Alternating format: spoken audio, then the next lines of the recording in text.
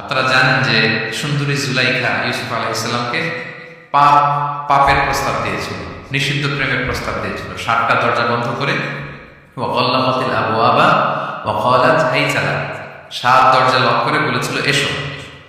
আর তখন ইউসুফ আলাইহিস সালাম যে শব্দটা উচ্চারণ করেছিলেন, এটা গোটা বিশ্বের যুবকদের জন্য একটা মহৌষধ। তিনি বলেছিলেন মাআযাল্লাহ, যেটা আমরা বলে অভ্যস্ত, আমরা বলি নাউযু বিল্লাহ, সেম থিং, একই জিনিস। আল্লাহ, আমি তোমার কাছে পানাহ চাই।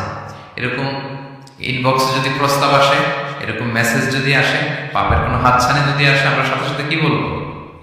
মাআযাল্লাহ। কি বলবো? মাআযাল্লাহ, আল্লাহ পাপ থেকে আমি বাঁচতে চাই, আল্লাহ আমি পানাহ চাই। এবং পরে ইউসুফ আলাইহিস সালামকে সে বলেছিল, তুমি যদি মেনে নাও না, তোমাকে জেলে বন্দী করা হবে, জেলেই পাঠানো হবে। তিনি বলেছিলেন ক্বালা রাব্বিস সিজনু আহাব্বু ইলাইয়া মিম্মা ইয়াদউনানি ইলাইহি, আল্লাহ, যে পাপের দিকে তারা আমায় ডাকে, তার চেয়ে জেলখানা আমার জন্য ভালো।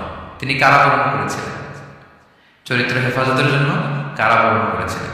তো এই যে বিশুদ্ধ চিত্ত, এই যে চারিত্রিক দৃঢ়তার আর্কিটাইপ, এই ইউসুফ আলাইহিস সালামের এই গল্প গোটা বিশ্বের সকল নওজওয়ানদের জন্য এটা প্রেরণার বাতিক, এটা আমাদের জন্য লেসন।